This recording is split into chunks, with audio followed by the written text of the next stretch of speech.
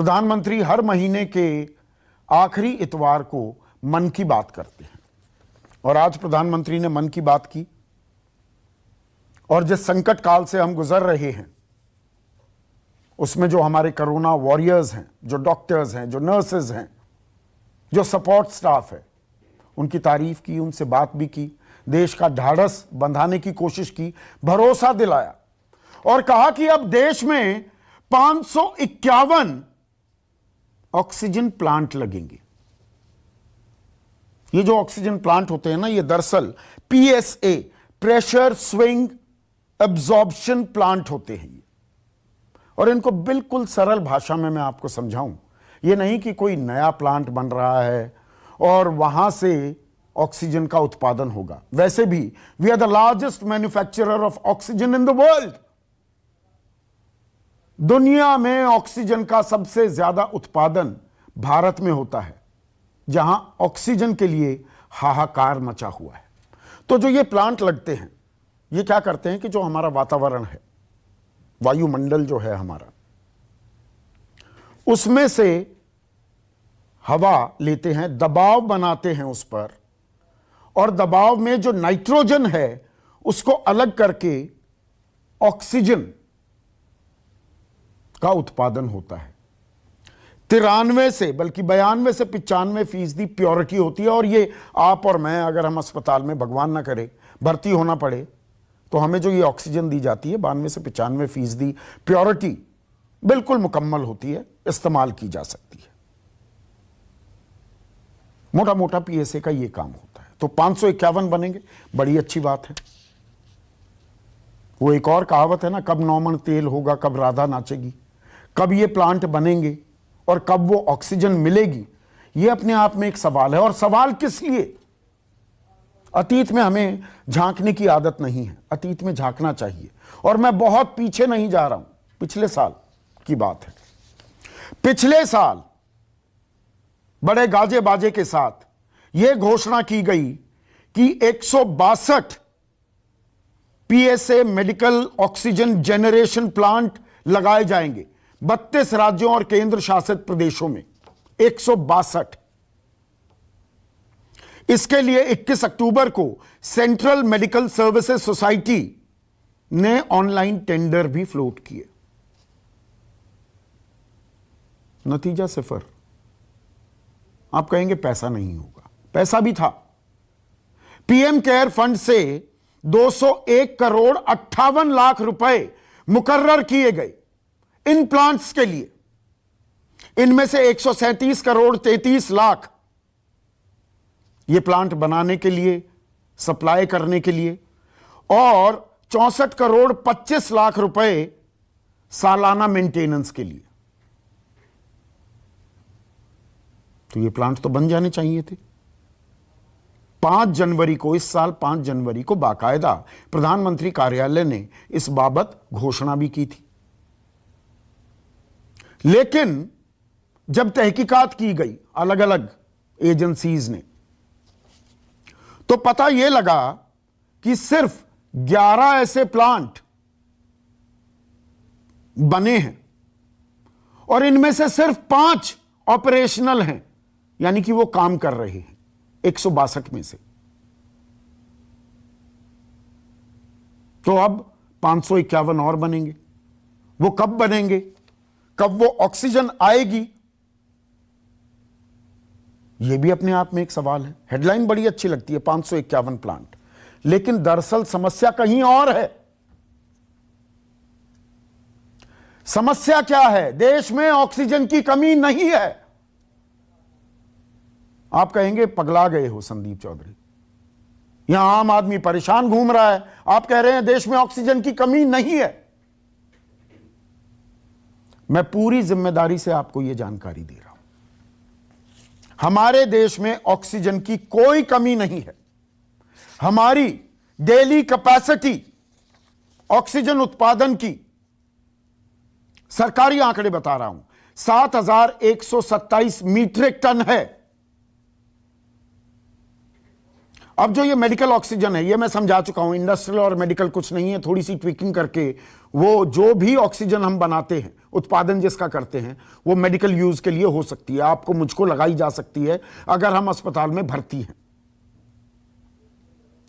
लेकिन जो medical oxygen की डिमांड है वो 3,842 मीट्रिक टन 12 अप्रैल को थी, 22 अप्रैल को ये 6,785 मीट्रिक टन हो गई। हमारा उत्पादन 7,127 मीट्रिक टन है, यानी कि अभी भी बच जाएगी ऑक्सीजन अगर हम इसका पूरा इस्तेमाल करें। तो आप कहेंगे हम इस्तेमाल क्यों नहीं कर पा रहे?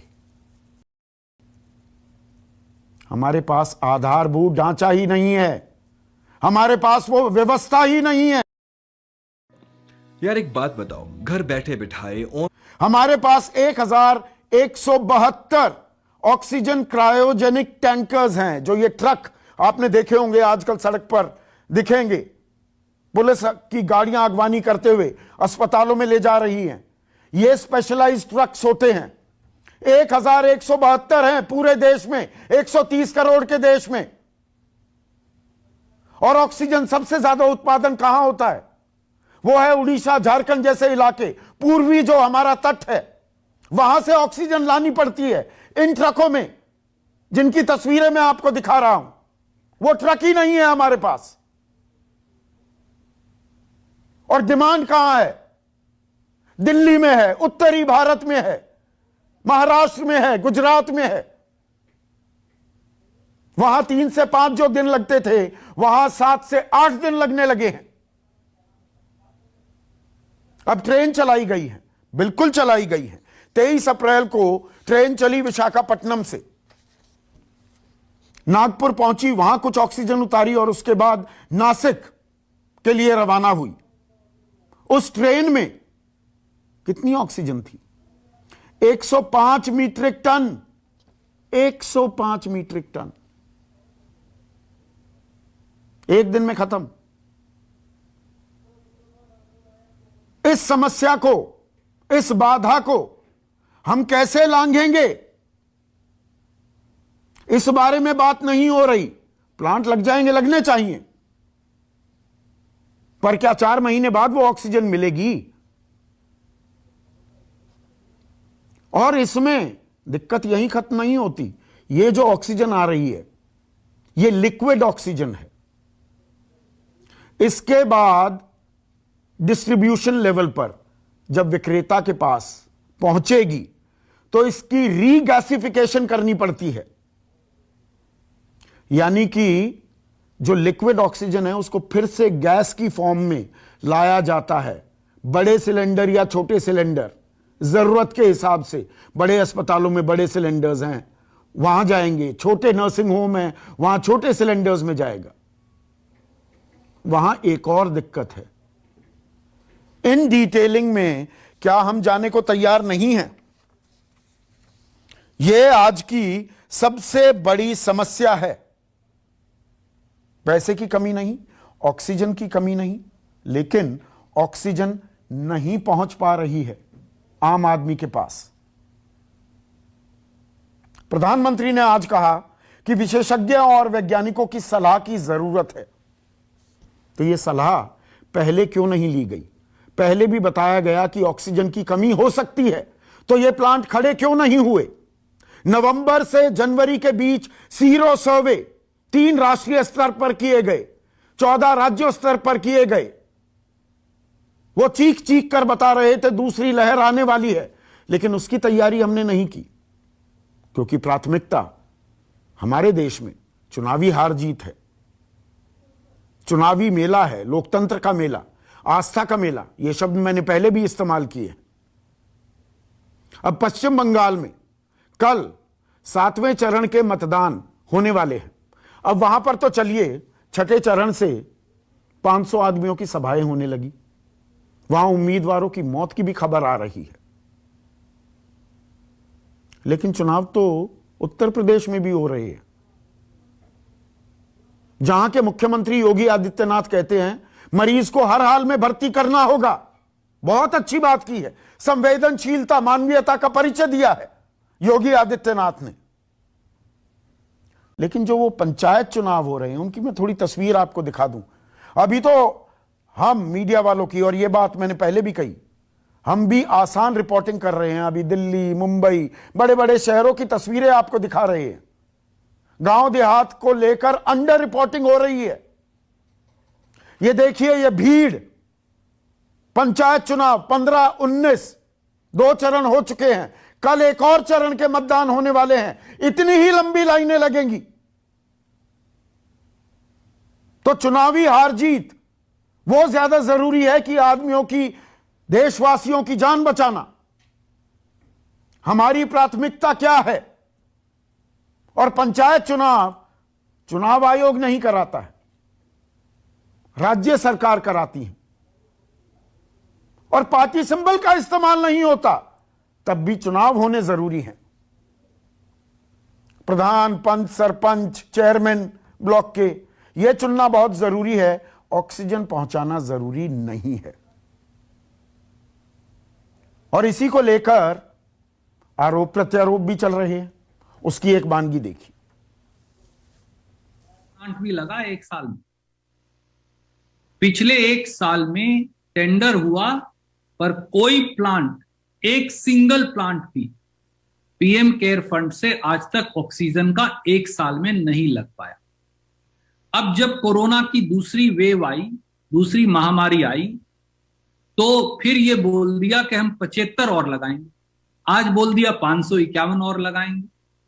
सब कुछ लगाइए तो सही। दिल्ली की इस वक्त ज़रूरत 700 टन की है और हमें केंद्र सरकार से 480 टन अलॉट हुई है। कल 10 टन और अलॉट किया केंद्र सरकार ने। 490 टन अब दिल्ली को अलॉट हुई है, लेकिन ये पूरी अलॉटमेंट भी अभी दिल्ली में नहीं आ रही है। इसका भी काफ़ी कम, एक तरह से कल 330-335 तक ही दिल्ली पहुंची है। ऐसे में आज का सबसे बड़ा सवाल, अब प्लांट बनाए होत क्या? प्लांट तो आप लगा रहे हैं, बना रहे हैं, अच्छी बात है, पर अभी फिलहाल क्या राहत मिल पाएगी?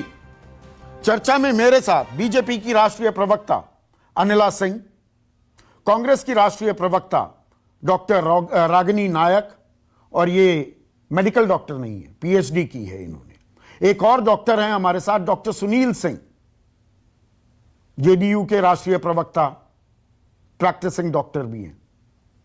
समाजवादी पार्टी की राष्ट्रीय प्रवक्ता जूही सिंह मेरे साथ हैं, और एक्सपर्ट के तौर पर फोर्टिस अस्पताल गुरुग्राम के डायरेक्टर डॉक्टर राहुल भार्गव मेरे साथ हैं। डॉक्टर राहुल, 551 प्लांट लगने वाले हैं। मैं एक्सपर्ट नहीं हूं, मैं साइंटिस्ट नहीं हूं, पर मैंने पूरे दिन रिसर्च की है, मेरी पूरी टीम ने, जिसमें खास मैं लल्लन का नाम लेना चाहूंगा।